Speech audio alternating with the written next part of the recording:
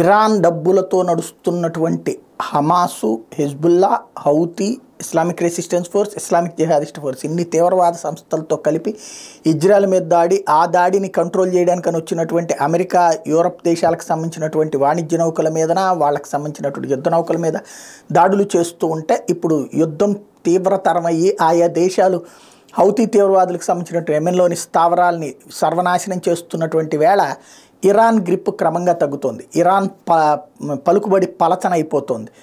దాంతో దీన్ని కవర్ చేసుకునేందుకోసం అని చెప్పేసి ఈ తీవ్రవాద మద్దతుదారు లేదా తీవ్రవాద పుట్టుకకి కారణమైనటువంటి ఇరాన్ కొత్త కాన్సెప్ట్ స్టార్ట్ చేసింది.